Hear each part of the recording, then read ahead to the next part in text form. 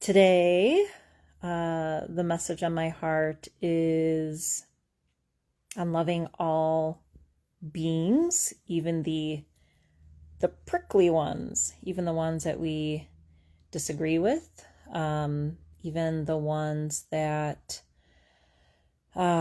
challenge us, even the ones that cause harm in the world.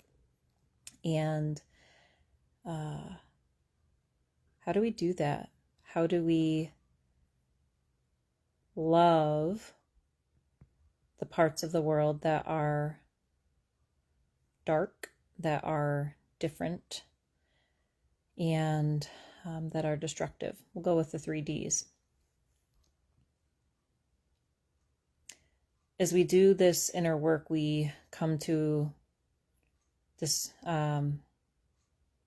developing understanding of oneness, that what is in one is within the whole. What is within the whole is within the one, as within, so without. We live in a world where separation is celebrated, individuality is celebrated, and even praised. We can feel proud to be a part of certain groups, whether that's loving a certain sports team, or being a part of a certain religious group, or sharing the same values, the same ideas. But there becomes this segregation that happens within our world when we put the emphasis of belonging on the groups that we are a part of. And it limits us from understanding that we are all one. It reinforces conditional love.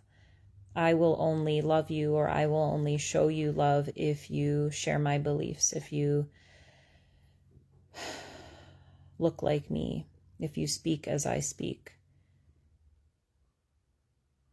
if you have a certain amount of money.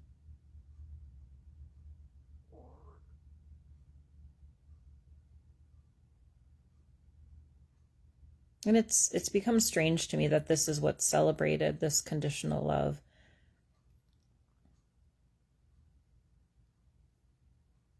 I don't quite understand it, because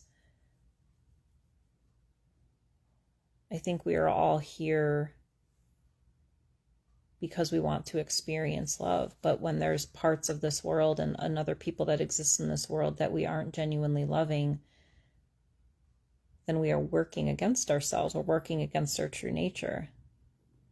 If we don't accept something in the outside, that is an indication that we aren't accepting something within ourselves. We can look at the outside world as a reflection of our inner state of being. And there becomes this icky sense of righteousness, of self-righteousness, that we can develop with, I have the best ideas, I have the right way of living, I have the right religion, I have the right race, I dress the right way. We throw this judgment around. And we receive this judgment too, and I'm willing to bet, majority of us don't like to be judged. We want to be unconditionally loved. And there's a chance that we put condition on love for others because we have been conditionally loved ourselves. You are only good if you are kind to your sister. Santa will only bring you presents if you are good. That one always, I don't understand that. We condition our kids from such a very young age to be good, but the goodness is taught as conditional. not unconditional. We are good. If we realize ourselves as good and as loving beings, there's so much more we can do. But when we see or believe that I am good and they are not good,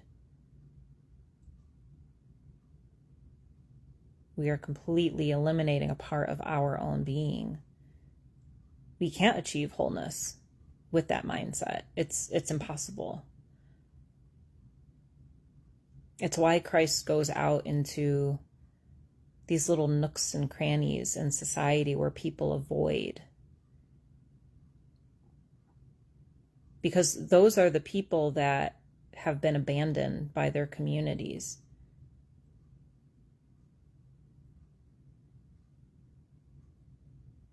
And maybe you've been on the outskirts before. Maybe you've been the one that's been abandoned.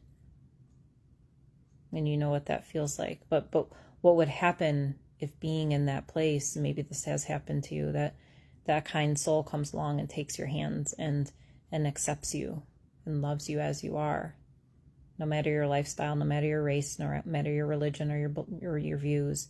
If we were to stand 100 people up in a line and we looked at them individually without knowing who they are, would we approach them differently, not knowing anything about them, not knowing their story, not knowing what they believe? And then how would it be different if we knew who they voted for, if we knew choices that they made in the past that we haven't made or haven't made yet? If they spoke a certain way, if they were a part of a certain religious group that maybe we don't resonate with, how much do those characteristics factor into how we approach other people? Otherwise, if we don't know anything about them, then they're just people. They're simply people, just like us. You know, we walk in the grocery store, maybe we smile at somebody. We don't know who they are. They could be a recovering alcoholic who just did some really terrible things and are on their first day of recovery. You know, we don't know. We don't know, you know, who they voted for. We don't know what they believe. But we go out and we smile at them because we're kind people. But this moment that we learn something about somebody else that disagrees with us, then we judge them. Why is that? I think it helps us feel safe. I think it helps us feel safe to think that we are on the right path. But what if there is no right path? What if there is no right way? And we are all simply trying to figure this out by ourselves or maybe with other people? What if we're all in that same boat? And we need everybody to get us to shore. Everybody.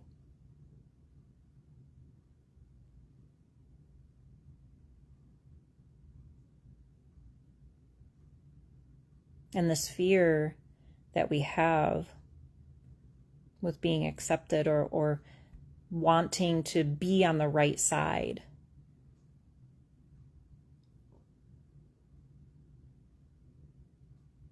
it can lead us into a dark path. It can lead us into loneliness at the end of the day. Especially if those beliefs are rooted in anything but love. If it's rooted in anything but love, it's going to crumble. And then what? Are we going to continue to fight for what we think is right? Or can we simply love all beings? And it's those brave souls that step outside and work against those that are trying to create separation in this world. Those are the ones that have the greatest impact in this world. Those that can love the one who everybody hates. Those that can sit next to somebody who's maybe less fortunate. Or better yet, help them when nobody else has. How many times in the grocery store do we walk past somebody without saying hello or smiling? Or you have the cashiers that check people out all day long. I bet they're probably pretty tired. Do we take the time to look them in the eyes and say, hey, how are you? How are you doing today?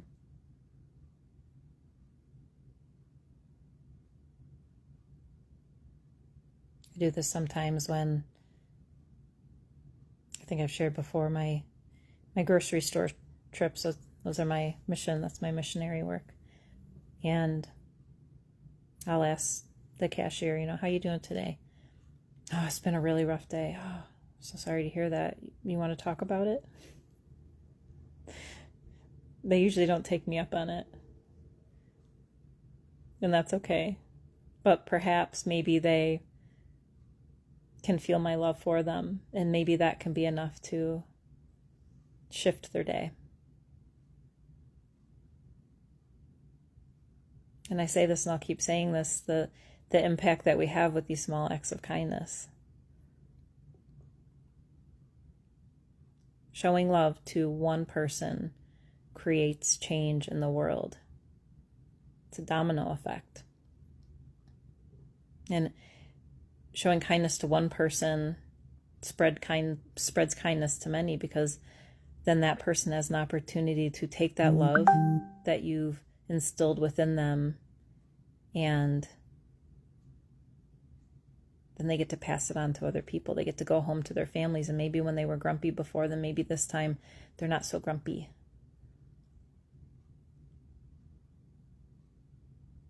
Or maybe they pass it on to the next person in line, and then they go out to their workplace and then spread it to all those people. I mean, do you see how impactful it is? Just this one moment of kindness, this one act of love changes the world. So if you're feeling really antsy right now with what you're seeing in the world, and you're having this idea that, everything's destructive and it's unsafe and it's very fear-filled, there's lots to be afraid of, this is something you can control. You can go out and spread love and kindness to others. And then in your mind, just watch it go out. Watch it spread.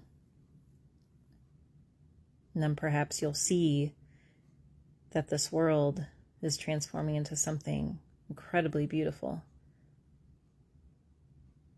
And then you can walk around and then people can see that love that you carry with you and are drawn to you in that way. It becomes magnetic. They see that Christ light within you. They see that Buddha light within you.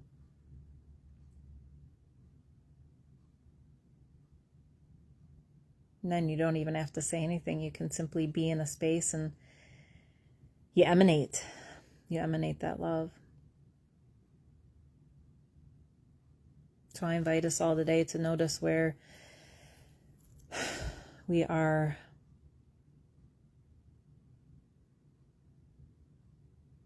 avoiding a part of ourselves. We're not realizing that